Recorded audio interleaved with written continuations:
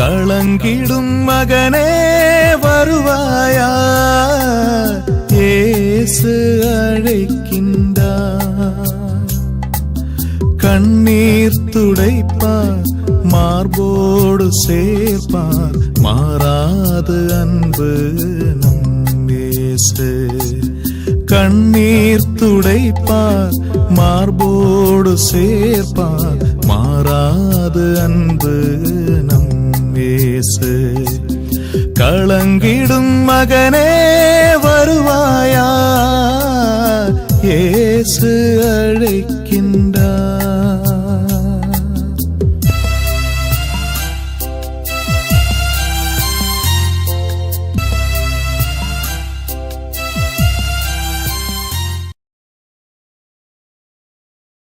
இயேசு கிறிஸ்துக்குள் பிரியமானவர்களே, ஆண்டவராக இயேசு கிறிஸ்துவின் பரிசுத்தமுள்ள திருப்பெயரிலே நல்வாழ்த்துக்கள். இந்த விடுதலை நேர நிகழ்ச்சி வழியாக உங்களை சந்திப்பதிலே நான் மிகுந்த மகிழ்ச்சி அடைகின்றேன். ஆண்டவர் தந்திருக்கிற இந்த கிருபைக்காக ஆண்டவருக்கு நான் உளமாற நன்றி கூறுகின்றேன். பிரியமானவர்களே, ஆண்டவருடைய வார்த்தையை கேட்பதற்காக ஆவலோடு கூட அமர்ந்திருக்கிறீர்கள். உங்களைப் போலவே எல்லா மக்களும் இருக்கப்பட வேண்டும் என்று நீங்கள் ஜெபியுங்கள். ஏனெனில் இறை வார்த்தை தான் விடுதலை அளிக்கிறது, இறை வார்த்தை தான் மீட்பளிக்கிறது, இறை வார்த்தை தான் நிலை வாழ்வுக்கு நடத்தி செல்லுகிறது. பேதுரு சொல்லுவாரே, யாரிடம் செல்வோம்? இறைவா, நிலை வாழ்வு தருகிற வார்த்தையெல்லாம் உம்மிடம்தானே இருக்கிறது என்று. அப்போ நிலை வாழ்வு தருகின்ற வார்த்தையை நாம் கேட்பதற்கு கடந்து வரணும். நீங்கள் எல்லாம் பேறு பெற்றவர்கள், அப்படிப்பட்ட நிலையில் இருக்கிறீர்கள். இதே போல் எல்லா சமூகம் கடந்து வர வேண்டும் என்று நாம் ஜெபிக்கணும். எவ்வளவோ செலவிடம் கொண்டு வந்து இந்த நற்செய்தி அறிவிப்பு ஊழியங்கள் நடந்து கொண்டிருக்கிறது. எவ்வளோ பொருளாதார பண தேவை உண்டு. அத்தனை தேவையிலும் ஆண்டவர் தானே தந்து நடைப்பித்து வருகிறார். இவற்றை நாம் ஒவ்வொருவருமே பயன்படுத்தி கொள்ளப்பட வேண்டும். இந்த அருமையான வேலை கூட ஆண்டவர் நம்மோடு கூட பேச வேண்டும் என்று ஒப்புக்கொடுக்கலாம். அவர் பேசுகிற வார்த்தை விடுதலையும் மீட்பும் நல்வாழ்வுக்கு வழியுமாய் இருக்கட்டும். அன்பின் ஆண்டவரே, இந்த மாலை வேளை எங்களை முற்றிலுமாய் தாழ்த்தி உம்முடைய கருத்தில் ஒப்புக் கொடுக்கிறோம். ஆண்டவரே, நீர் பேசும். உம்முடைய வார்த்தை எங்களுக்கு வாழ்வும் வளம் நலமாய் கடந்து வருவதாக.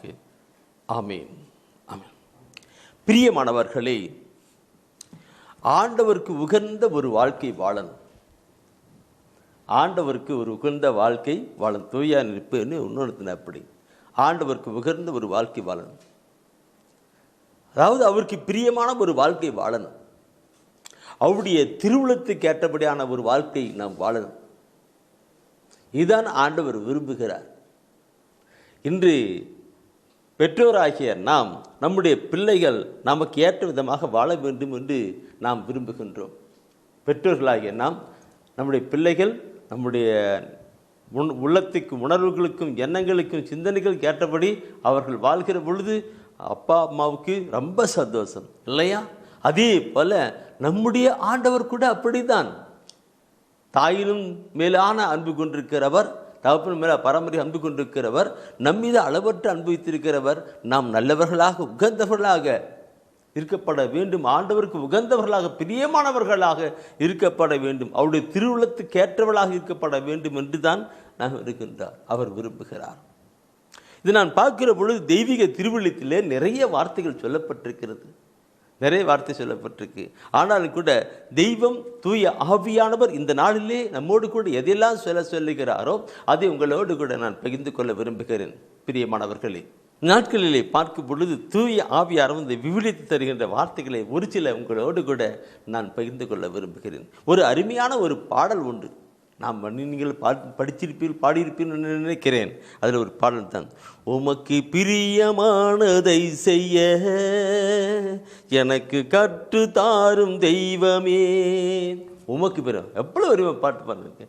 உமக்கு பிரியமானதை செய்ய எனக்கு கற்று தாரும் தெய்வமே, நீரே என் தேவன், நல்ல பரிசுத்த ஆவியானவர் செம்மையான வழியிலே நடத்த வேண்டுமே. அருமையான பாடல் இல்லைங்களா? செம்மையான வழியிலே நடத்த வேண்டும் என்று இந்த நாளிலும் அந்த கருத்துக்களை குறித்து நாம் சிந்திக்க இருக்கிறோம் பிரியமானவர்களே. முதலாவது நான் பார்க்கிற பொழுது ஆண்டவர் விரும்புவது பரிசுத்தம். பரிசுத்தம் நாமெல்லாம் பரிசுத்தமாகும். அப்பா அம்மா நம்முடைய பிள்ளைகள் நல்ல பிள்ளைகளாக இருக்கப்பட வேண்டும் என்று. அப்படி என்றால் நம்மை தாயின் கருவயத்தில் உருவாக்கிறாரா அந்த ஆண்டவர் எப்படி நினைச்சிருப்பார்? நாம் பரிசுத்தமாக இருக்கப்பட வேண்டும், உண்மையுள்ளவர்களாக இருக்கப்பட வேண்டும், நீதியுள்ளவர்களாக இருக்கப்பட வேண்டும் என்று தான் நம்முடைய ஆண்டவர் விரும்புகிறார். நாம் பரிசுத்தராக இருக்கப்பட வேண்டும் என்று அவர் விரும்புகிறார். பைபிளில் நாம் பார்க்கும் பொழுது அந்த நான் தூயவராய் இருப்பது போல நீங்களும் தூயவராய் இருங்கள், நான் தூயவராய் இருப்பது போல நீங்களும் தூயராய், உன் கடவுளும் ஆண்டவருமாகிய நான், அவர் சொல்வார், உன் கடவுளும் ஆண்டவருமாகிய நான் தூயவராய் இருப்பது போல நீங்களும் தூயவராய் இருங்கள் என்று நாம் சிந்திக்கணும். நாம் பரிசுத்தமான ஒரு வாழ்க்கையிலே வாழ வேண்டும், பரிசுத்திலே கடந்து வேண்டும், வாழ்க்கை விட்டு மனம் திரும்பி கடந்து வர வேண்டும். அப்படி வருகிற பொழுது ஆண்டவருக்கு மிகுந்த ஒரு சந்தோஷமாக மகிழ்ச்சியாக இருக்கிறது என்று நாம் பார்க்கிறோம். இன்று நம்முடைய சமூகத்திலே அதை உணர்வதும் இல்லை, நாம் அறிந்து கொள்வதும் இல்லை, அப்படியே போய்கொண்டே இருக்கிறோம். மனம் திரும்பணும், மனம் திரும்பணும். பிரியமானவர்களே, ஆண்டவர் விரும்புவது பரிசுத்தம். பரிசுத்தம் ஒன்று தெசலோனிக்கே புத்தகத்திலே பார்க்கிற பொழுது 4ஆம் அதிகாரத்திலே 3வது வசனம், நான் சொல்லுகிற வசனத்தை எல்லாம் அப்படி குறிச்சுக்கிடுங்க. எல்லாம் எல்லாம் குறிக்கிறீங்க, நான் பாராட்டுகின்றேன். குறிப்பதோடு மட்டுமல்ல, அது இதயத்தில் எழுதி வையுங்கள், தூய ஆவியான விதத்தில் எழுதப்படும்படி ஒப்புக்கொடுங்கள், அதை ஒப்புக்கொடுங்கள். நாட்களிலே நற்செய்தி அறிவிப்பது மிக முக்கியமான ஒரு காரியமாக இருக்கிறது. நற்செய்தி அறிவிப்பது மிக முக்கியமான காரியம். ஏன்? உலகமெல்லாம் மீட்படைய ஆண்டவராய் இயேசு கிறிஸ்து பாடுகள் பட்டார், விண்ணகம் விட்டு மன்னகம் வந்தார், பாடுகள் பட்டார், ரத்தம் சிந்தினார், உயிரே கொடுத்தார், உலகமெல்லாம் மீட்படையே. நீ உலகத்தில் எவ்வளவு மக்கள் மீட்படைந்திருக்கிறார்கள் சொல்லுங்க சகோதரா, சகோதரி சொல்லுங்க. இல்லை, உலகத்தில் எவ்வளவு மக்கள் மீட்படைந்திருக்கிறார்கள்? கிறிஸ்துவை அறிந்திருக்கிறவர்களே இன்னும் முழுமையான மீட்புக்கு வரவில்லையே.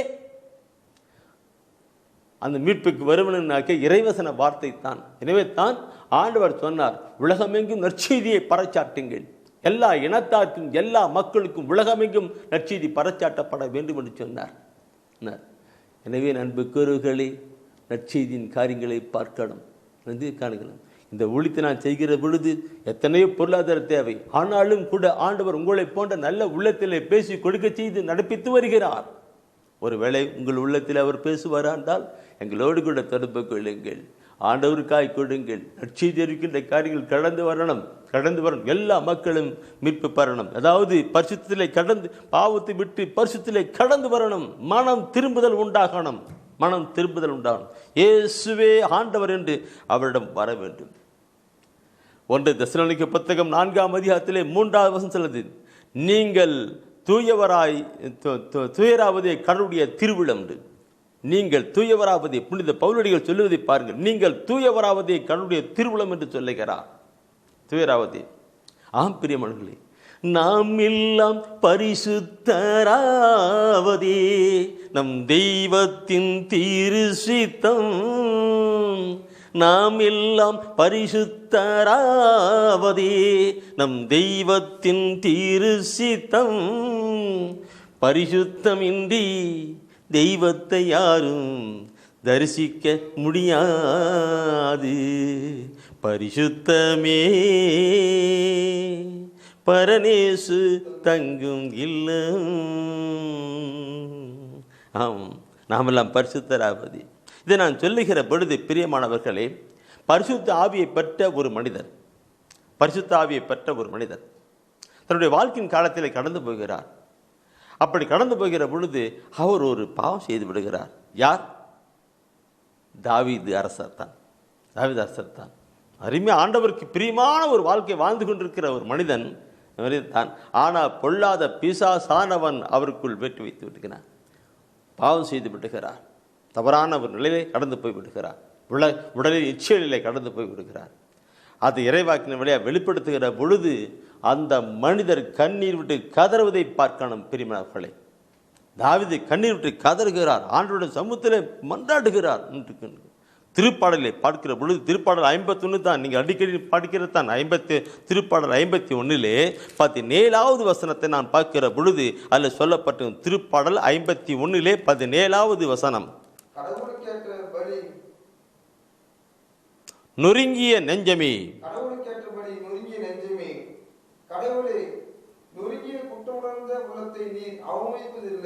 பாருங்க, கடவுளுக்கு ஏற்ற நொறுங்கிய நெஞ்சமே, கடவுளுக்கேற்ற பலி நொறுங்கிய நெஞ்சமே. என் அன்புக்குள்ளே பலி, ஆண்டவருக்கு பலி செலுத்த போகிறோம். அந்த பலி செலுத்த போகிற பொழுது கடவுளுக்கு ஏற்ற பலி நொறுங்கிய நெஞ்சமே என்று சொல்லுகிறார். இந்த உள்ளம் நொறுங்கி போகணுமா? நொறுங்கிய நெஞ்சமே, கடவுளே நொறுங்கிய குற்றம் உணர்ந்த உள்ளத்தை நீர் அவமதிப்பதில்லை என்று. என் தப்பை நான் ஏற்றுக்கிட்டேன், என் குற்றத்தை நான் ஏற்றுக்கிட்டேன், ஆண்டவரே என்னை மன்னிக்கிறது வாங்கிக்கின்றேன்.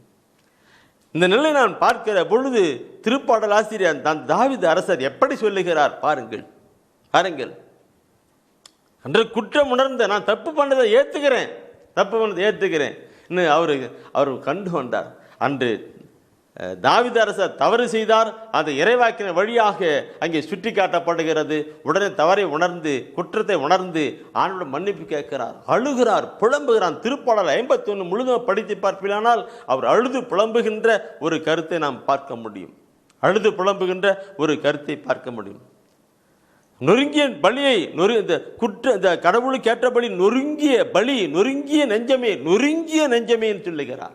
நொறுங்கிய நெஞ்சம் இதை நான் பார்க்கிற பொழுது இன்று நம்முடைய மக்கள் மத்தியிலே அப்படி நிலை கொண்டு வரணும். எப்படி? அன்னைக்கு தாவீது அரசர் தவறு செய்கிறார், அதை ஒரு இறைவாக்கினர் சொல்லுகிறார். இன்று நாம் செய்கின்ற தவறையெல்லாம் சொல்லுவதற்கு யார்?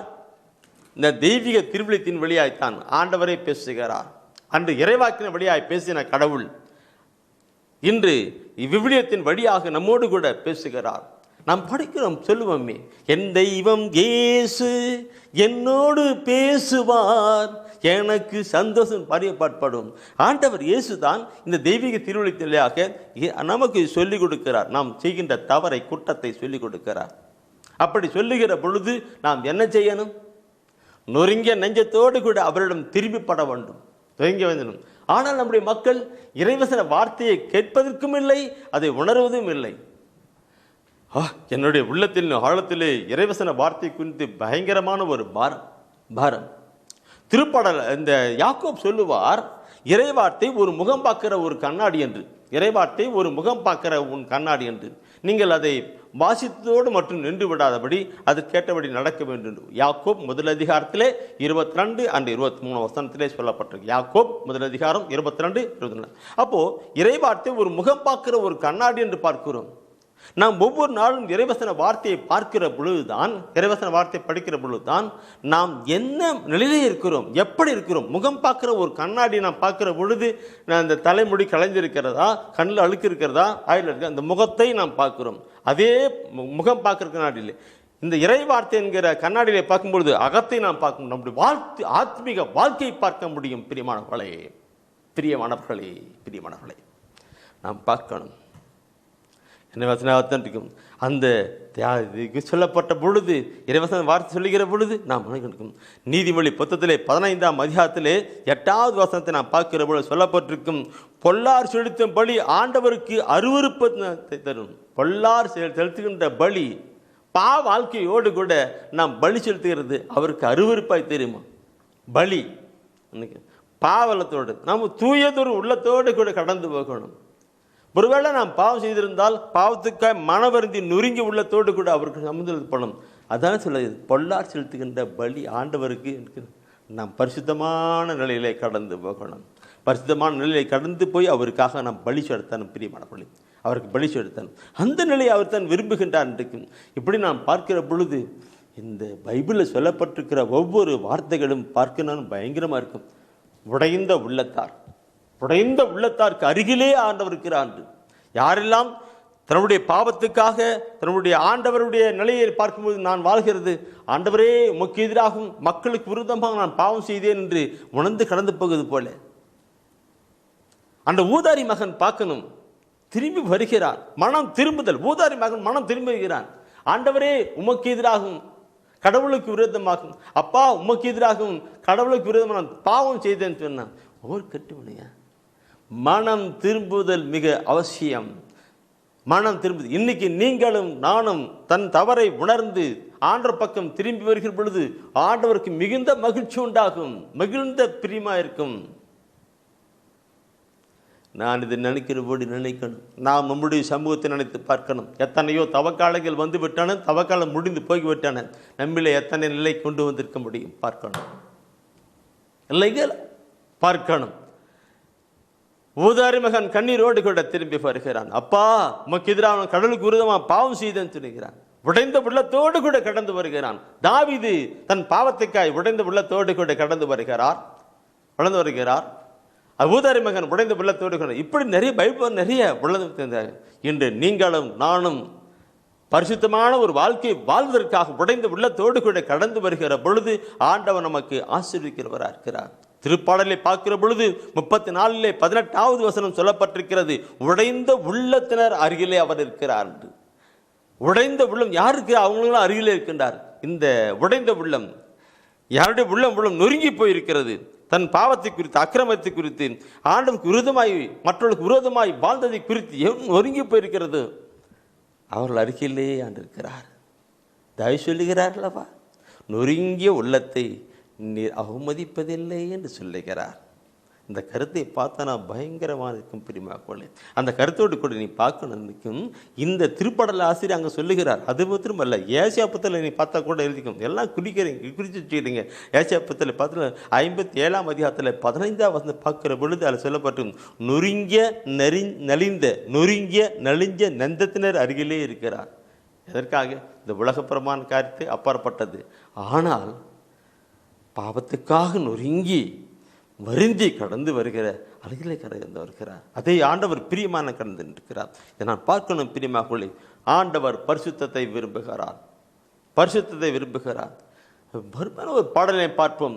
கர்த்தாவே உமது கூடாரத்தில் வாழ்ந்திருப்பவர் யார், மகிழ்ந்திருப்பவர் யார். கர்த்தாவே உம்முடைய கூடாரத்திலே வாழ்வர் யார், வாழ்ந்திருப்பவர் யார். உத்தமனாய் தினம் நடந்து உமக்கு ஏற்றபடி வாழ்கிறவன் தானே இங்கே போவான்ட்டு அந்த பாடல் அருமையான கருத்து சொல்லப்பட்டிருக்கும். என்று நீங்களும் நானும் நம் ஒவ்வொருவரும் நம் சமூகம் இந்த உலகம் எல்லாம் பரிசுத்தத்திலே கடந்து வர வேண்டும் என்று தான் ஆண்டவர் விரும்புகிறார். இதை நான் சொல்லுகிற பொழுது தூயான ஒரு வசனத்தை உணர்த்துகிறார். எசேக்கியேல் புத்தகம் தயவு செய்து எடுங்க. எசேக்கியேல் புத்தகம் 18ஆம் அதிகாரத்தை எடுங்க. எசேக்கியேல் புத்தகம் பைபிளில் நானும் ஒரு காலத்தில் பைபிள் படிக்கல தான். ஆனால் படித்த பின்னாடி பார்த்தனாக்க பைபிளில் ஆண்டவர் இப்படி சொல்லியிருக்கிறார்.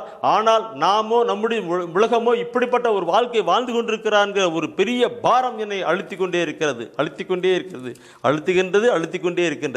18ஆம் அதிகாரத்திலே 23வது வசனத்தை நாம் படிக்கலாம். அவர்கள் தம் வழியினின்று திரும்பி வாழ வேண்டும் என்பதென்றோ என் விருப்பம் என்கின்றார் தலைவராகிய ஆண்டவர். பாருங்கள், அவர்கள் தம் வழியினின்று திரும்பி வாழ வேண்டும் என்பதென்றோ என் விருப்பம். அவர்கள் தன் தவறான வாழ்க்கையில் இருந்து மாறி பரிசுத்தமான வழியிலே அவர்கள் தம் வழிகளிலிருந்து, தீய வழியிலிருந்து, பாவ வழியிலிருந்து திரும்பி வாழ வேண்டும், நல்லவர்களாக பரிசுத்தமுள்ளவர்களாக உண்மையாக வாழப்பட வேண்டும் என்பதே என் விருப்பம் என்று சொல்லுகிறார் நம்முடைய ஆண்டவர். Praise the Lord. பார்க்கணும் பிரியமானவர்களே. இதை நான் பார்க்கும் பொழுது பரிசுத்தம் முதலாவது, நாம் எல்லாம் பரிசுத்தமாக வாழ வேண்டும் என்பது தந்தையாம் கடவுளுடைய, ஆண்டவராம் கடவுளுடைய விருப்பமாக இருக்கின்றது. அவருடைய திருவுளமாக இருக்கிறது, அவருக்கு பிரியமாக இருக்கிறது, மனம் திரும்பி வருகிறது. சரி, அந்த கருத்தோடு கூட இந்த பலி என்று சொல்லிக்கிறது அடுத்த ஒரு இந்த அவருக்கு நொறுங்கிய பலி தான் சொல்லல, அந்த பலின்னு சொல்லும்போது வேற ஒரு கருத்தும் தூயா நடத்துறார். அடுத்து நாம் கீழ்ப்படிதல் கொண்டு வரணும். இன்னைக்கு நாம் பார்க்கிறோம் என் பெரியமகளை, பெற்றோர்கள் தன்னுடைய பிள்ளைகளுக்கு கீழ்ப்படிந்திருப்பதை அவர்கள் விரும்புகிறார்கள் இல்லைங்களா? இன்னைக்கு பெற்றோர்கள் தன்னுடைய பிள்ளைகளுக்கு சொல்றத அவங்க செய்கிற பொழுது, கீழ்ப்படி நடக்கிற பொழுது அம்மாவுக்கு ரொம்ப சந்தோஷம். ஆனால் நான் சொல்ற வார்த்தையை கீழ்ப்படியாது என்பது எப்படி இருக்கும்?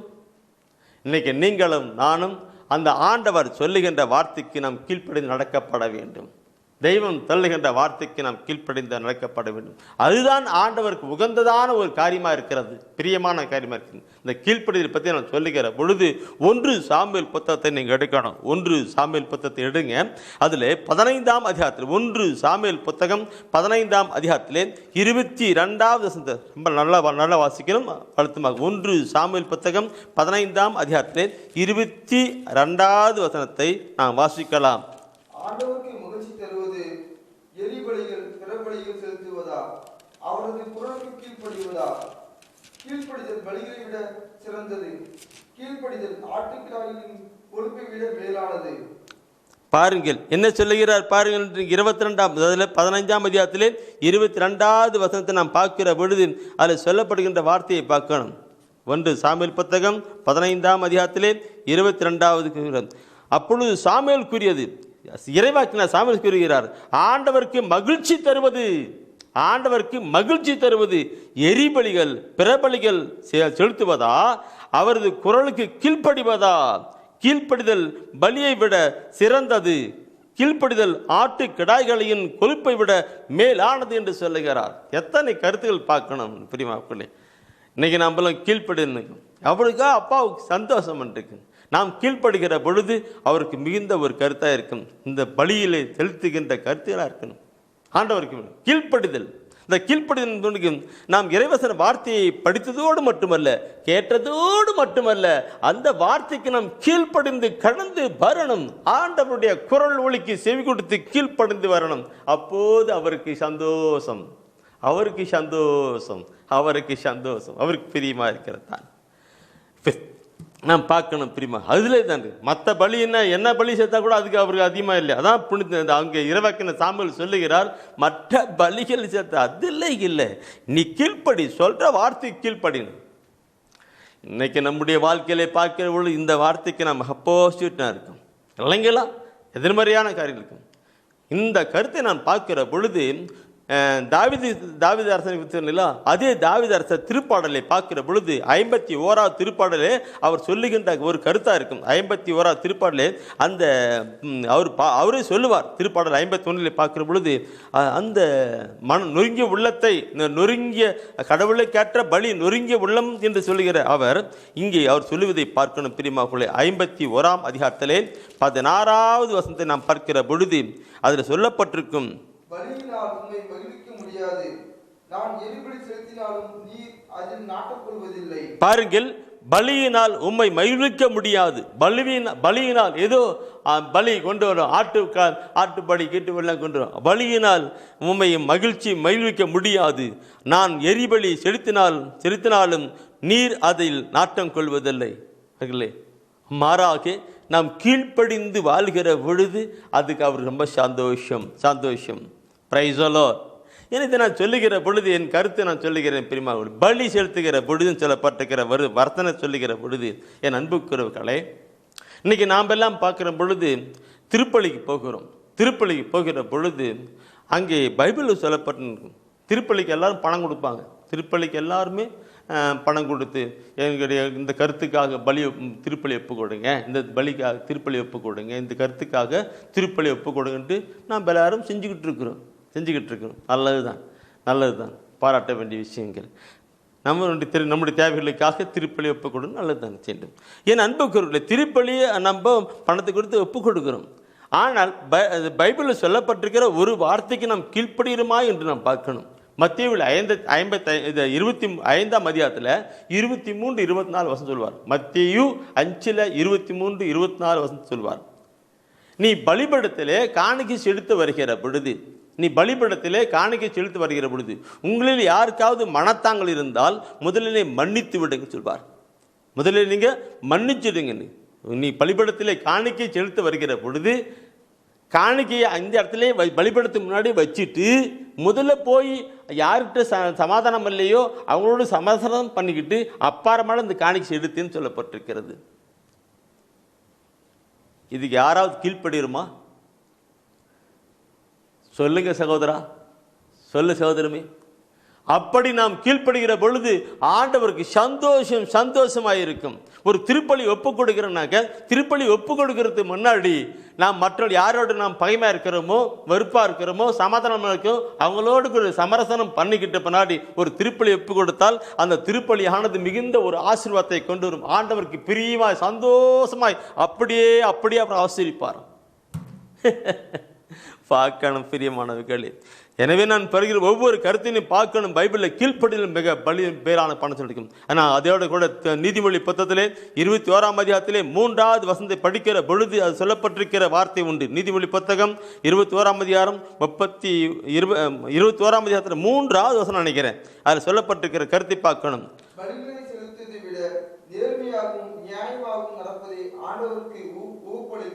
பாருங்க, பலி செலுத்துவதை விட நேர்மையாகவும் நியாயமாகவும் நடப்பதே ஆண்டவருக்கு ஓப்பளிக்கும், சந்தோஷத்தை கொடுக்கும்.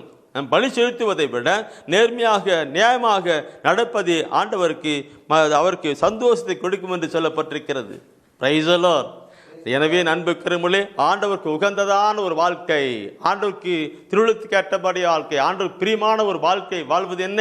முதலாவது பரிசுத்தம், பரிசுத்தம், பரிசுத்தம். இரண்டாவது நான் பார்க்கிற பொழுது ஆண்டவருக்கு கீழ்ப்படிந்து வாழுதல். ஆண்டவருடைய வார்த்தைக்கு, அவருடைய கட்டளைக்கு கீழ்ப்படிந்து நாம் வாழ்கிற வாழ்க்கை தான் ஆண்டவருக்கு பிரியமான ஒரு வாழ்க்கையாக இருக்கின்றது. அதுதான் பலியிலும் எல்லா பலியிலும் மேலான பலி என்று சொல்லிக் கொடுக்கிறார். கீழ்ப்படிந்து நடக்கப்பட வேண்டும். நாம் மூன்றாவது நாம் பார்க்கிற பொழுது விசுவாசம். பிரியமானவர்களே, விசுவாசம். நம்முடைய வாழ்க்கையில் விசுவாசம் வேண்டும். ஆண்டவராக இயேசு கிறிஸ்துவை குறித்து நாம் விசுவாசம் வேண்டும். அந்த தெய்வத்தை குறித்து விசுவாசம் வேண்டும்.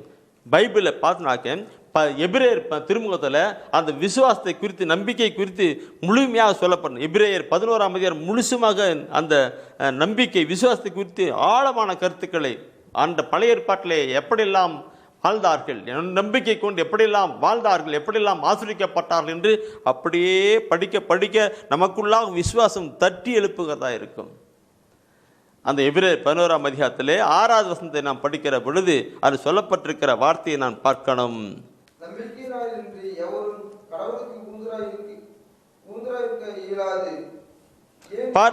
பாருங்கள், நம்பிக்கையினால் அன்றி எவரும் கடவுளுக்கு உகந்தவராய் இருக்க இயலாது. ஏனெனில் கடவுளை அணுகி செல்லுகிறவர்கள் அவர் இருக்கிறார் என்றும் அவரை தேடி செல்வோருக்கு தக்க கைமாறு அளிக்கிறார் என்பதையும் நம்ப வேண்டும். நம்பணும் ஆண்டவருக்கு. பார்த்தீங்க, அந்த அருமையான வார்த்தை நம்பிக்கை அன்றி எவரும் கடவுளுக்கு உகந்தவர்களாக, பிரியமானவர்களாக, ஏற்றவர்களாக, அவருடைய திருவுளத்துக்கு உகந்தவர்களாக இருக்க முடியாது சொல்லுகிறார். வார்த்தையை பாருங்க, வார்த்தையை பாருங்க. என்ன சொல்லுது? நம்பிக்கை அன்றி எவரும் கடவுளுக்கு உகந்தவர்களாக இருக்க முடியாது. நாம் உகந்தவர்களாக மாறணும். அது எப்படி? அவரை தேடி செல்லுகிற நாம் அவர் இருக்கிறார் என்று நம்ப வேண்டும். இரண்டாவது, நாம் கேட்பதெல்லாம் அவர் கொடுக்கிறார் என்று நம்பப்பட வேண்டும். நம்பிக்கை 2000 ஆண்டுகளுக்கு முன்பாக உங்களுக்காக உங்களுக்காக எனக்காக இந்த உலகத்திற்கு எல்லா மக்களுக்காக விண்ணகம் விட்டு மண்ணகம் வந்தவர். நம் ஒவ்வொருவருக்காக கல்வாரி மலையிலே கச்சடிப்பட்டு காயப்பட்டு ரத்தம் சிந்தினவர். நமக்காக மரித்து உயிர்த்து வாழ்ந்து கொண்டிருக்கிறார் என்று விசுவசிக்கப்பட வேண்டும். இன்றும் ஆண்டவர் நம்மோடு கூட இருக்கிறார் விசுவசிக்கப்பட வேண்டும். நான் நற்செய்தி அறிவிக்கின்ற வேலைகளே, என் ஜெப வழிபாட்டு கூட்டத்திலே நான் சொல்லுகிறதெல்லாம் இதுதான். ஆண்டவர் நம்மோடு கூட இருக்கிறார். ஆண்டவர் நம்மோடு கூட இருக்கிறார். நம் ஜெபங்களெல்லாம் அவர் கேட்கிறார். நம் ஜெபத்துக்கு அவர் பதில் கொடுக்கிறார் என்று அதிகமாக நான் சொல்லுவேன். ஆனால் விசுவசிக்கணும் பெரியமாக்குள்ளே. அதுவே அவருக்கு உகந்ததாக இருக்கிறது என்று பார்க்கிறோம். என் அன்புக்குரியவர்களே, இதை பற்றி நான் சொல்லுகிற பொழுது அந்த எபிரேயர் திருமுகத்தில் பார்க்கும் பொழுது கண்ணுக்கு புலப்படாததை அது எதிர்நோக்கி இருக்கிற ஒரு நிலைத்தான், கண்ணுக்கு புலப்படாததை எதிர்நோக்கின்ற ஒரு நிலைத்தான் உண்மையான விசுவாசம் என்று அங்கே எபிரேயர் 11ஆம் அதிகாரத்திலே முதல் வசனம் சொல்லுவாங்க. கண்ணுக்கு புலப்படாததை எதிர்நோக்கின்ற நிலை. இந்த கண்ணுக்கு புலப்படாததை எதிர்நோக்கின்ற ஒரு நிலை என்று சொல்லுகிற பொழுது என் அன்புக்குரியவர்களே, நான் ஆபிரகாமை கொண்டு வருகிறேன். முதுபெரும் தந்தை ஆபிரகாமை கொண்டு வருகிறேன். விசுவாசத்தின் தந்தை ஆபிரகாமை கொண்டு வருகிறேன். அவர் எப்படி விசுவாசத்தில் வாழ்ந்தார், அப்படிப்பட்ட விசுவாசத்தில் நாமெல்லாம் வாழணுமப்பா. ஆபிரகாம் என்ன? ஆபிரகாம் பார்க்கிற பொழுது அன்புக்குறவுகளே, ஆபிரகாம் கடவுள் சொல்லுகிறார், நான் உன் நாட்டையும் தேசத்தையும் உன்னுடைய நாட்டையும் தேசத்தையும் உன்னுடைய பெற்றோர்கள் எல்லாம் விட்டு குடும்பத்தை விட்டு நான் காண்பிக்கிற தேசத்துக்கு புறப்பட்டு வான்னு சொல்லிட்டு சொல்றார். அப்போ ஆபிரகாம் புறப்பட்டு போறார். ஆபிரகாம் போட்டு நான் காண்பிக்கிற தேசத்துக்கு, அவர் காணவில்லை, காண்பிக்கிற தேசத்துக்கு சொல்றார். சொல்லவில்லை இந்த ஊரு இந்த அந்த நாடு சொல்லவே இல்லை, நான் காண்பிக்கிறது. அந்த மனிதர் அப்படியே புறப்பட்டு போறார். தன்னுடைய மனைவியை கூட்டிக் கொண்டு கழுது மேல உட்கார போயிட்டு இருக்கிறார். போகும்போது ஏன்னா மற்ற ஊர் மக்கள் எல்லாம் கேட்டிருப்பாங்க, ஆபிரகாம் எங்கப்பா போறேன்னு கேட்டிருப்பாங்க. அப்ப என்ன சொல்லிட்டு இருப்பார் அவர்? எங்க போறேன்னு எனக்கே தெரியல. எங்க போற நம்பிக்கையை கொண்டு போகிறார். ஆபிரகாம் நம்பிக்கை, என் ஆண்டவர் அழைத்தார், அவர் இங்கே கொண்டு போறார் நம்பிக்கை கொண்டு சென்றார். எத்தனை அறிவான கருத்தில் பரவாயில்லை. அவர் சொன்னார், நான் ஒரு பெரிய இனமாக்கு, அவர் குழந்தை பாக்கியமே கிடையாது அந்த மனுஷருக்கு, குழந்தை பாக்கியமே இல்லை, நான் ஒரு பெரிய இனமாக்குவேன் சொன்னார். நம்பிக்கையோடு கூட சென்றார். எனவே தான் அந்த பார்க்கிற பொழுது நண்பர்களே, இந்த வாக்குத்தங்கள் எல்லாம் பைபிளில் சொல்லப்பட்ட வாக்குத்தங்கள் எல்லாம் நம்பிக்கொண்டா இருக்கும். அவர் சொல்லிருக்கு, நம்ம திருப்பாடலை பார்க்கிற பொழுது 138வது திருப்பாடல் நினைக்கிறேன், அந்த ஒரு வார்த்தை இருக்கும். அந்த வார்த்தைக்கும் அவருக்கும் அவரில் கருமையான ஒரு கருத்தாக இருக்கும். திருப்பாடல் 138 8வது வசனத்தை பார்க்கணும். பாருங்கள், நீர் வாக்களித்த அனைத்தையும் எனக்கென செய்து முடிப்பேன். வாக்களித்த அனைத்தையும் எனக்கென செய்து, இந்த வாக்களித்த அனைத்தையும் எனக்கென செய்து முடிப்பேன் சொன்னப்பட்டால் இந்த பைபிளில் அநேக வாக்குத்தங்கள் இருக்குது. அன்னைக்கு ஆபிரகாம் மாத்திரம் கிடையாது, இன்று நம் எல்லா மக்களுக்குமே அநேக வாக்கு இருக்குது. அவர்களுடைய வாழ்க்கைக்கு தேவையான வாக்குத்தங்கள் இதில் இருக்கிறது. அந்த வாக்குத்தத்தை நாம் நம்பப்பட வேண்டும். அவர் முதலாவது அவர் இருக்கிறார் என்று நம்பப்பட வேண்டும். இரண்டாவது அவர் கொடுத்த வாக்குகள் நிறைவேறும் என்று நம்பப்பட வேண்டும். நான் இதை சொல்லுகிற பொழுது என் வாழ்க்கையிலே இறைவசன வார்த்தை தான் ஆழமாக இருக்கும். என்னுடைய ஜெப வழிபாட்டிலே வருகிறவர்களுக்கு, நற்செய்தி கூட்டங்கள் வருகிறவர்களுக்கு நான் சொல்வது, இறைவசன வார்த்தையை நம்புங்க. அவருடைய வார்த்தை உயிருள்ளது, அவருடைய வார்த்தை ஆற்றல் மிக்கது. வானத்தும் மழையும் பனியும் பூமியிலே விழுந்து எப்படி பசுமை உண்டு பண்ணுகிறதோ அதே போல உங்களுடைய வாழ்க்கையிலே பசுமை உண்டு பண்ணும். அவர் சொன்னார், அதை அவர் செய்தியை முடிப்பார் என்று நம்ம நினைக்கிறேன். ஆபிரகாம் அப்படித்தான் நம்பினார். அவரை பற்றி நான் நிறைய சொல்ல வேண்டியதாக இருக்குன்னு பிரியமானவர்களே. இதை பற்றி நான் பார்க்கிற பொழுது பிரியமானவர்களே, நீங்கள் ரோமர் புத்தகத்திலே பார்க்கிற பொழுது அவரை பற்றி அழகான கருத்தில் சொல்ல, ரோமர் புத்தகத்திலே 4ஆம் அதிகாரம் நினைக்கிறேன், அதில் பார்க்கிற பொழுது அவரை பற்றி அழகான சொல்லப்பட்டிருக்கிற வார்த்தைகள் உண்டு. நான் ஒவ்வொரு நாள் பார்க்கணும், அதில் சொல்லுகிறது பார்க்கணும் பிரியமானவர்களே. ரோமர் புத்தகத்திலே 4ஆம் அதிகாரத்திலே பார்க்கிறோம். 19, 20, 21 வருஷத்தை நான் படிக்கிறேன். அப்படி பாருங்க, எல்லாம் பைபிள் வச்சிருக்கிறீங்க, கை வச்சிருக்கிறீங்க. அப்படி தமக்கு ஏறத்தாழ 100 வயது ஆகிவிட்டதால் தமது உடலிலும் சாராவுடைய கற்பையும் செத்தவை போல் ஆற்றலற்று போய்விட்டதையும் எண்ணி பார்த்த பொது கூட 100 வயசு அம்மாவுக்கு கர்ப்பப்பை அவள் செத்து போச்சு. ஆனால் கூட பார்த்துங்க, அவர்கள் நம்பிக்கையில் உறுதி தளரவில்லை.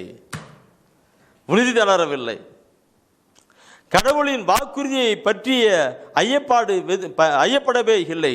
நம்பிக்கையில் அவர்கள் மேலும் வலுப்பெற்றனர், கடவுளை பெருமைப்படுத்தினர். தாம் வாக்களித்ததை கடவுள் செய்ய வல்லவர் என்பதையும் அவர் உறுதியாய் அறிந்திருந்தார். வாக்களித்ததை இதில் பைபிளில் பார்த்தோன்னா நிறைய வாக்கு தத்தம் சொல்லப்பட்டிருக்கிறது. அந்த வாக்கு தத்தம் எல்லாம் உண்மை உள்ளது, உயிருள்ளது, ஆற்றல் மிக்கது என்று நாம் நம்பணும் பிரியமானவர்களே. 2000 ஆண்டுகளுக்கு முன் நமக்காக மரித்த இயேசு உயிர்த்து வாழ்ந்து கொண்டிருக்கிறார் நம்பப்பட வேண்டும். இரண்டாவது, ஆண்டவருடைய வசன வார்த்தைகளை, வாக்குறுதிகளை நம்பப்பட வேண்டும். அப்பொழுது நம்புகிற பொழுது நம்முடைய வாழ்க்கையிலே ஆசீர்வாதமாக இருக்கணும். யாரெல்லாம் நம்புறாங்களுக்கு அதை பார்ப்போம். என் பேச்சு கேட்குறான் இல்லைங்களா, நம்ப என் மின் நம்பிக்கை அப்பா அம்மாவுடைய வார்த்தையை பிள்ளைகள் நம்பிக்கையோடு கேட்குறாங்க இல்லைங்களா, கேட்டு நடத்து போகிறாங்க. அப்பாவுக்கு ரொம்ப சந்தோஷம். ஏன் என்னுடைய பேச்சை நம்புறாமா, என் பேச்சை என் வார்த்தையை நம்பிட்டு இருக்கிறாங்கன்னு சொல்லிப்பாங்க. அப்பாவுக்கு பிரிப்பமாக இருக்கும் இல்லைங்களா. அதே போல் நாம் அவருடைய வார்த்தைகளை கேட்டு அது மேல் நம்பிக்கை கொள்ளுகிற பொழுது அவருக்கு ரொம்ப பிரியமாக இருக்கும். யாரெல்லாம் அவர் மரித்து உயிர்த்து வாழ்ந்து கொண்டிருக்கிறார் நம்புகிறார்களோ அவர் மேலே பிரியமாக இருக்கிறார். அது மட்டுமல்ல, அவருடைய வார்த்தையை நம்புகிற அவர் ஒவ்வொருவருக்குமே அவர் பிரியமாக இருக்கிறார். இதை நான் பார்க்கிற பொழுது என் அன்புக்குரியவர்களே, தொடக்க நூலில் நான் ஒரு கருத்து சொல்லி முடிக்கணும் இருக்கேன். என்ன தூயான உணர்த்துகிறத சொல்லி தரணும், இல்லைனாக்கா தூயான கோவப்படுவார். தொடக்க நூலில் 15ஆம் அதிகாரத்தை எடுத்து பாருங்க. தொடக்க நூலில் 15ஆம் அதிகாரத்தில் ஆபிரகாமுக்கு இந்த நான் சொல்லப்பட்ட வாசன வார்த்தையோடு தான் ஆபிரகாமுக்கு நாட்கள் வந்துச்சு. அவர் சொன்னார், நீ புறப்பட்டு வா, உன்னை நான் பெரிய இனத்தான் ஆக்குவேன், அப்படி ஆக்குவேன்னு சொன்னார். ஆனால் காலம் கடந்து போச்சு, ஒன்றும் ஆகலை. மனசுக்குள்ளே ஆண்டவரே இப்படி தான் ஆகுமா அப்படி மனசுக்குள்ளே அப்படியே விட்டுருக்கிறார். அடிக்கும்போது கடவுள் அங்கே நீங்கள் பார்த்து, நான் தொடக்க நிலையில் நீங்கள் படிக்க வேண்டாம், அதில் 15ஆம் அதிகாரத்தை குறிச்சிக்கிட்டுங்க. 15ஆம் அதிகாரத்தில் 5-6 வசனத்தை நீங்கள் படித்து பார்க்கும் பொழுது அதில் சொல்லப்போக்கும் கடவுள் ஆபிரகாமை வெளியே அழைக்கிறார். ஆண்டவர் ஆபிரகாமை வெளியே அழைத்து வந்து, வானத்தை நிமிர்ந்து பார், முடியுமானால் விண்மீன்களை எண்ணி பார், இவற்றை போலவே உன் வழிகளிலும் இருப்பர் என்றார். ஆபிரகாம் ஆண்டவர் மீது நம்பிக்கை கொண்டார். அதை ஆண்டவர் அவருக்கு நீதியாக கருதினார். அதை அவர் நீதியாக கருதினார். பாருங்க, ஆபிரகாம் கூட்டு வந்தார். ஆனால் கொஞ்ச காலம் அவருக்கு அந்த குழந்தை கிடையாது. குழந்தை கிடையாது. அவர் கொஞ்சம் அப்படியே மனசில் ஆபிரகாம் சோர்ந்து போனார். இப்படி ஆண்டவர் அப்படின்ட்டு உடனே ஆண்டவர் அந்த அந்த கூடாரத்திலிருந்து வெளியே கூட்டின்னு வந்து ஆபிரகாம் வானத்தை இறந்து பாரு, என்ன வானத்தை பார்க்குறோம், இந்த வானத்தை நட்சத்திரம் என்ன முடியுமா? இந்த மாதிரி தான் உங்களுடைய குடும்பத்தை நான் ஆசிரிக்க போகிறேன் சொன்னேன். இந்த மாதிரி தான் உங்களுடைய சமதி ஆசிரியம். அப்படியே மனசு அப்படி பயங்கரமாக ஆகி போச்சு. நம்பினார். நினைக்கிறேன் என் அன்பு குறவுகளே, ஆண்டுடைய வசன வார்த்தை நாம் கேட்கிற பொழுது நமக்கு ஆச்சரியமாக இருக்கலாம். நம்பணும். சரி இந்த விசுவாசம் கடந்து வருகிற பொழுது நமக்கு ஆண்டவர் பிரியமாக இருக்கிறான். சரி, அடுத்த ஒரு கருத்தை நான் சொல்ல விரும்பணும் பிரியமாக்களே. முதலாவது பரிசுத்தமான ஒரு வாழ்க்கை வாழ்வது, இரண்டாவது கீழ்ப்படிதல் வாழ்வது, மூணாவது விசுவாச வாழ்க்கை வாழ்வது. ஆண்டு இருக்கிறார் என்றும் அவருடைய வார்த்தை மேலும் நம்பிக்கை கொண்டு வாழ்வது தான் விசுவாசத்தின் காரியங்கள். அப்படியே இருக்கும் பிரியமாக இருக்கிறது. நாலாவது நாம் பார்க்கிற பொழுது ஆண்டவருக்காய் கொடுக்கணும். இன்னைக்கு நாம் கொடுக்கிறத பார்க்குற பொழுது மிகுந்த ஒரு கருத்தாக இருக்கும் பிரியமாக்களே. கொடுக்கிற பொழுது ஆண்டுக்கு இருக்கும். 2 கொரிந்தியரிலே 9ஆம் அதிகாரத்திலே 2 கொரிந்தியர் 9ஆம் அதிகாரத்திலே 7வது வசனம் ஒரு அருமையான ஒரு கருத்து சொல்லப்பட்டிருக்கும். 2 கொரிந்தியரிலே 9ஆம் அதிகாரத்தில் 7வது வசனம், அந்த 6, 7, 8 அந்த வசனத்தை குறித்து வச்சுக்கிடுங்க, படிங்க, அப்புறம் படிங்க. இப்போ 7வது வசனத்தை படித்து பாருங்க, என்ன சொல்லுது? ஒவ்வொருவரும் தம்முள் தீர்மானித்தபடியே கொடுக்கட்டும், மன வருத்தத்தோடு கட்டாயத்தோடு கொடுக்க வேண்டாம், முக மலர்ச்சியோடு கொடுப்பவரே ஆண்டவருக்கு அன்புக்குரியவர். ஆண்டவருக்கு அன்புக்குரியவர் யாரு? முக மலர்ச்சியோடு கொடுப்பவர். ஆண்டவருக்கு அன்புக்குரியவர் யாரு? முக மலர்ச்சியோடு கொடுப்பவர். இன்னைக்கு நான் பார்த்தனாக்க அந்த நம்முடைய பங்குல மாத சந்தா வாங்கிறதுக்கு வருவாங்க. அவர் குறிப்பிட்ட நபரை குருவானவர்கள் பங்கு குருவானவர் நியமித்திருப்பாருங்க. அவங்க பணம் வாங்க வருவாங்க. அப்போ வருகிற பொழுது நம்முடைய முகம் எப்படி இருக்கிறது? சந்தோஷமாக கொடுக்குறோமா? வந்துட்டாங்கய்யா, மாதம் வந்துட்டாங்க, அப்படிப்பட்ட ஒரு எண்ணம் வந்துகிட்டே இருக்கிறது இல்லையா? பார்க்கணும். முக மலர்ச்சியை கொடுப்பவர் ஆண்டவருக்கு உகந்தவரை அன்புக்குரியவராக இருக்கிறார் என்று அந்த வசனம் சொல்லிக் கொடுக்கின்றது. இதை நான் நிறைய சொல்லணும். நம்முடைய வாழ்க்கை நடைமுறை காரியங்களை பார்க்கும் பொழுது நான் நிறைய சொல்லணும். ஏன்? வாழ்ந்து கொண்டிருக்கிற காரியங்கள் தானே, பார்த்து கொண்டிருக்கிற காரியங்கள் தானே, அனுபவித்து கொண்டிருக்கிற காரியங்கள் தானே. என் அன்புக்குரியவர்களே, ஆண்டவர் இயேசு கிறிஸ்து பார்க்கணும். ஆண்டவர் சேர்ந்ததில் வரும் பொழுது இந்த ஆலயத்துக்கு வருகிறாங்க. பரிசேயர் சேர்த்துல எல்லாம் வராங்க, நிறைய எல்லாம் பணக்காரன் வராங்க, எல்லாம் காணிக்க போகிறாங்க. அங்கே ஒரு விதவை பெண் அங்கே போடுறாங்கன்ட்டு, விதவை பெண், இந்த வயசான ஒரு விதவை பொண்ணு போடுறாங்க. லூக்கா பார்க்குற பொழுது 21ஆம் அதிகாரத்தில் 4வது வசனத்தில் பார்க்கும் பொழுது அந்த அம்மா எப்படி போடுறாங்கன்னு அழகாக சொல்லப்பட்டிருக்கும். ஏனெனில் அவர்கள் அனைவரும் தங்களுக்கு இருந்த மிகுதியான செல்வத்திலிருந்து காணிக்கை போட்டனர். இவரோ தமக்கு பற்றாக்குறை இருந்தும் தம் பிழைப்புக்காக வைத்திருந்த எல்லாவற்றையும் போட்டுவிட்டார் என்றார். பாத்துங்க, இவரோ மற்றவங்கெல்லாம் தமக்கு இருக்கிறது மிகுதியா இருக்குதுல அங்க கொஞ்சம் போட்டு போனாங்க. ஆனால் இவங்க என்ன சொல்றீங்க, தனக்கு இருக்குது எல்லாத்தையுமே போட்டு போனாங்க. இவரு தமக்கு பற்றாக்குறைகளை இருக்கும் பொழுது இருந்தும் பிழைப்புக்காக வைத்திருந்த எல்லாவற்றையுமே போட்டு விட்டார்னா எப்படி இருக்கும் பாருங்க. எனக்கு அந்த அம்மாவில் எவ்வளவு ஆண்டவர் பிரியமா இருப்பார் இல்லைங்களா? பார்க்கணும். இதை நான் சொல்லுகிற பொழுது என் அன்புக்குரியவர்களே, ஆண்டவருக்கு கொடுப்பதிலே நான் மகிழ்ச்சியாக்கணும். மலாக்கியா புத்தகத்திலே குறித்து வச்சுக்கிடுங்க. மலாக்கியா புத்தகத்திலே முதல் அதிகாரத்திலே 13-14 வசனத்திலே பார்க்கிறோம். மலாக்கியா புத்தகத்திலே 13ஆம் முதல் அதிகாரத்திலே 13-14 வசனத்தை பார்க்கிற பொழுது அதில் சொல்லப்பட்டிருக்கிற வார்த்தை இந்த நாளிலேக்கு நாம் பார்க்கிற வார்த்தையா இருக்கிறது. அவர் சொல்லுவார், உன் மந்தையிலே நல்ல ஆடுகள் எல்லாம் இருக்கிற பொழுது, கொழுத்த ஆடுகள்லாம் இருக்கிற பொழுது நொண்டியானது நோயூற்றதையும் கொண்டு வந்து நீ பலி செலுத்துகிறாய் என்று சொல்லுவார். அப்படி செய்கிறவன் எத்தன் சபிக்கப்படுவானாக. அப்படி செய்கின்ற எத்தன் சபிக்கப்படுவான்னு சொல்றான்.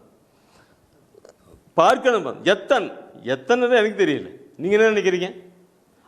அப்படிப்பட்ட எத்தன் சபிக்கப்படுவான். தன்னுடைய மந்தையிலே நல்ல ஆடுகள் இருக்கிற பொழுது, கொழுத்த ஆடுகள் இருக்கிற பொழுது ஒண்டி போனதையும் உடஞ்சி போனதையும் கொண்டு செலுத்துறாங்க. அவர்கள் அந்த எத்தன் சபிக்கப்படுவான்னு சொல்லப்பட்டிருக்கிறது.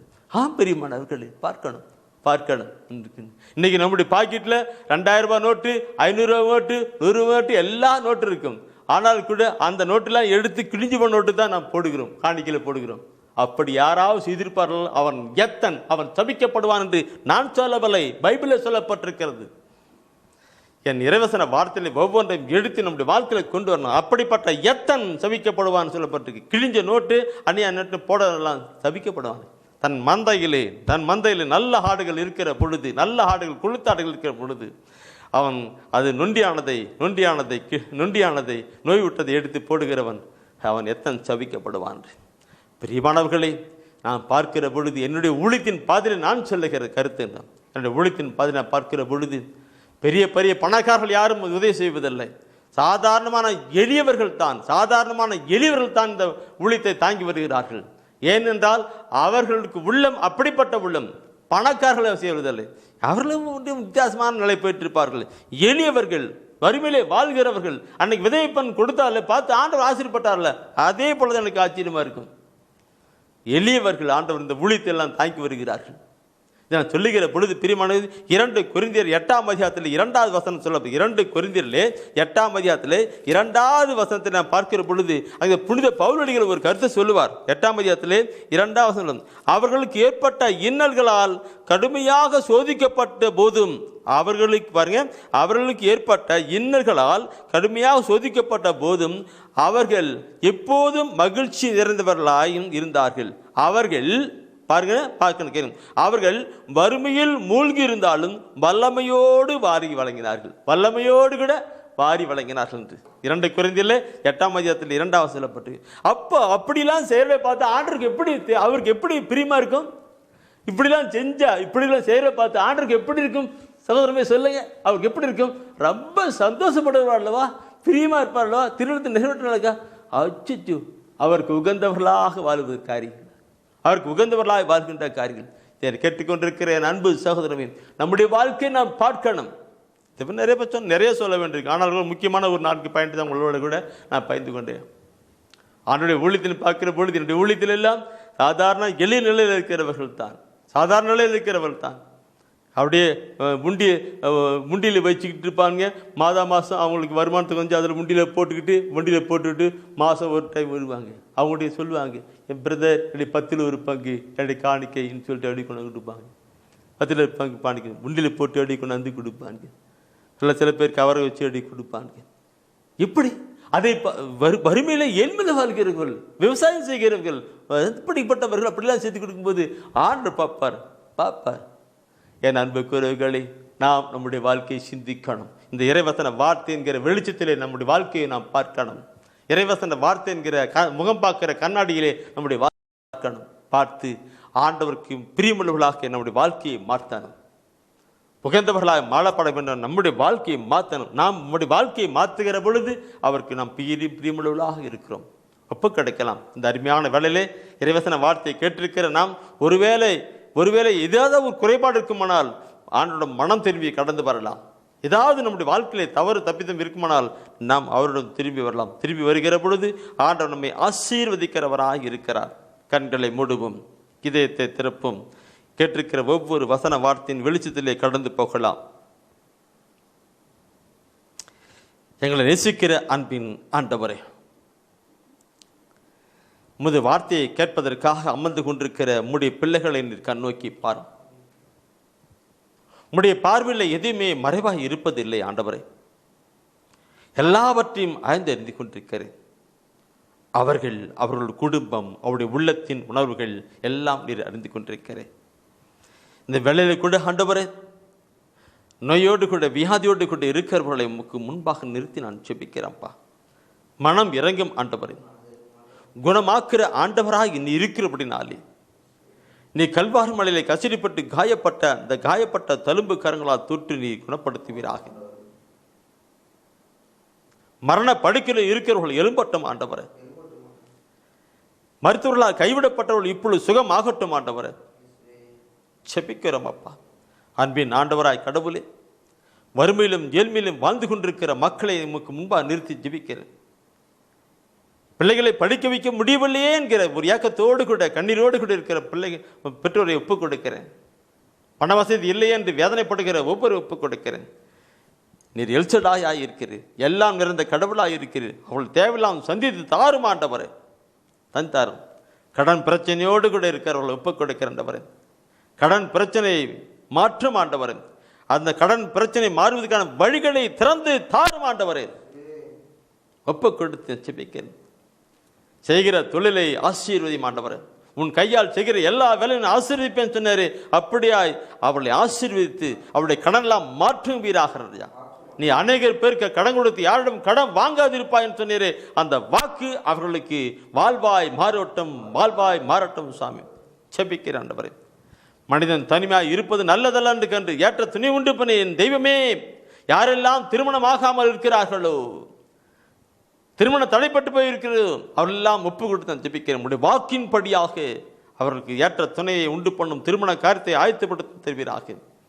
ஜெபிக்கிறோம் ஆண்டவரே. குழந்தை பாக்கியம் இல்லாதவர்களை ஒப்புக் கொடுத்தான் ஜெபிக்கிறேன். பலவிதமான கவலை, கண்ணீர், துக்கம், வேதனையோடு கூட இருக்கிறவர்களை ஒவ்வொரு ஒப்புக் கொடுக்கிறோம் ஆண்டவரே. உம்முடைய மகிமுள்ள ஆசீர்வாதம் ஒவ்வொருக்கும் கடந்து வரட்டும் ராஜா, கடந்து வரட்டும். அவருடைய உள்ளத்திலே, உடலிலே, எண்ணங்களிலே கடந்து வரட்டும். இது ஒரு விடுதலை நேரமாக, இன்று அவர்களுக்கு ஒரு விடுதலை நேரமாக, மீட்பின் நாட்களாக, ஆசீர்வாதத்தின் நாட்களாக அமையட்டும். எங்களுக்காக விண்ணகத்தில் இருந்து மன்னகம் வந்தவரும் எங்களுக்காக மரித்து உயிர்த்து வாழ்ந்து கொண்டிருக்குமாகிய இயேசு கிறிஸ்துவினுடைய பரிசுத்த திருப்பில் நான் செபிக்கிறோம். நீ கொடுக்கிற ஒவ்வொரு ஆசீர்வாதமும் இப்பொழுது ஒவ்வொரு நிரம்பட்டும். ஆமேன், ஆமேன். அரியே வாழ்க ஆண்டவரும் உடனே, பெண்களிலே நீர் பேரு பெற்றேரும் மகனும் வாழியவே. பரிசுத்த மரியாயே எங்கள் பரமனின் தாயாரே, பாவிகள் எங்களுக்காய் பரமனை மன்றாடும். இப்போதும் நீர் மன்றாடும், எப்போதும் நீர் மன்றாடும். தீமைகள் நெருங்கையிலே பரமனை மன்றாடும். மரணம் வருகையிலே எம்மை தாங்கும் அம்மா.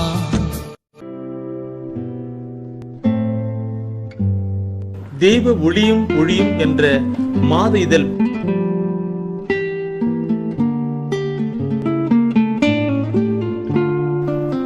எமது டிவைன் ஊழியத்தின் வழியாக வெளியிடப்படும் தெய்வ ஒளியும் ஒளியும் என்ற மாத இதழ் பெற வேண்டும் என்றால் சரியான முகவரியை அனுப்புங்கள்.